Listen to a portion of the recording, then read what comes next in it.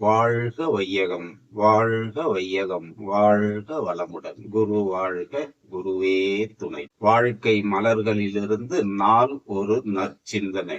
ஜூலை 3. சித்து.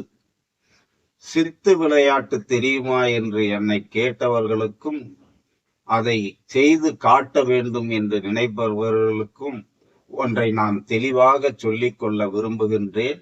அப்படி என்று மகரிஷி சொல்லுகின்றார்கள்.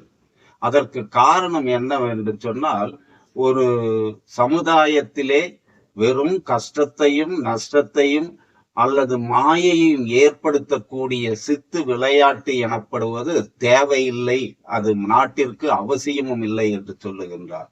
ஏனென்று சொன்னால், தந்தை தாய் ஈருயிரும் ஒன்று சேர்ந்து தழைத்ததொரு உடலாகி உலகில் வந்தேன் என்று ஒரு கவியில் சொல்வது போல, அதே போல பனித்துளி போல் அளவான நாதவிந்தின் பரிணாமம் பல அவயவங்களாகி அப்படி என்று சொல்லுகின்றார். அப்படி வருகின்ற பொழுது ஒரு 2.5 ml அளவு இருக்கக்கூடிய விந்தும் நாதமும் சேர்ந்து அதிலே 23வது ஜோடி குரோமோசோம்கள் ஒன்று சேர்ந்து கருவாக உருவாகி 10வது மாதத்தில் எழில் மிகுந்த குழந்தையாக வெளியே வருகின்ற பொழுது அதைவிட சித்து வேற எதுவுமே இருக்க முடியாது என்று சொல்லுகின்றார் மகரிஷி.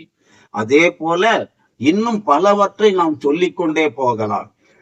நாம் இங்கிருந்து இயந்திர கதியில் இயங்கிக் கொண்டிருக்கின்ற பொழுது நமக்கு தேவையான அத்தியாவசியமான தேவையான பொருட்கள் அனைத்தும் நம் வீடு தேடி வருகின்றது. அது மட்டுமல்லாமல் நாம் ஓரிடத்திலிருந்து மற்றொரு இடத்திற்கு செல்வதற்கான வாகன வசதி அத்தனையுமே எதனிலிருந்து வெளிவந்தது என்று சொன்னால் இரும்பு என்கின்ற தாதிலிருந்து வெளிவந்தது. இப்படியெல்லாம் இருக்கின்ற பொழுது நாம் இங்கே ஒன்றை தெளிவாக உணர்ந்து கொள்ள வேண்டும். இறைநிலை எனப்படுவதே அணுவாகி, அணு எனப்படுவது பஞ்ச பூதங்களான தோற்ற பொருட்களாகி, அந்த தோற்ற பொருட்கள் அனைத்தும் ஒன்றாக சேர்ந்து, அதாவது இணக்கமான விகிதத்தில் சேருகின்ற பொழுது அங்கே அந்த இயற்கையினுடைய சட்டம் மீறப்பட்டு ஓரறிவு தாவரம் முதல் மனிதன் வரை வந்து மனிதனிடத்திலே 6வது அறிவாக நிலைத்து நிற்பது எது என்று சொன்னால் அந்த இறைநிலையினுடைய சித்து விளையாட்டு தான். இப்படியெல்லாம் எல்லாவற்றையும் நாம் நோக்குகின்ற பொழுது நமக்குள்ளே நடைபெறுகின்ற சித்து விளையாட்டுக்கள் எத்தனையோ. ஒரு பிடி உணவை நாம் உள்ளே அனுப்புகின்றோம்.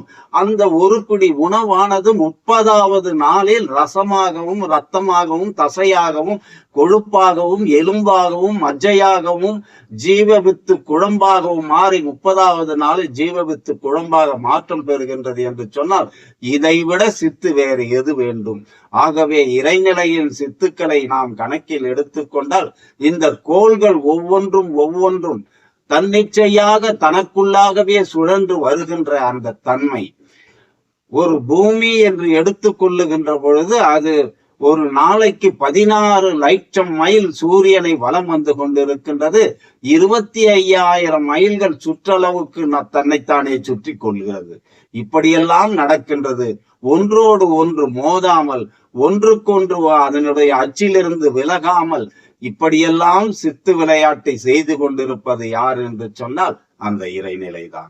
ஆகவே நாம் மற்ற சித்துக்கள் நமது உடலின் மூலம், நாம் புலன்களின் மூலம் முழுவதும் ஏற்பட்டிருக்கின்ற நடக்கக்கூடிய அத்தனையுமே இறைநிலையினுடைய சித்து விளையாட்டுத்தான் என்று புரிந்து கொண்டோமானால் நமக்கு வேற எந்த சித்தும் தேவையில்லை என்று கூறி, நீங்களும் உங்கள் அன்பு குடும்பமும் உடல் நலம், நீலாயுள், நிறை செல்வம், உயர் புகழ், மெய் ஞானம் ஓங்கி வாழ்க வளமுடன் என்று வாழ்த்தி மகிழ்கிறேன். வாழ்க வளமுடன்.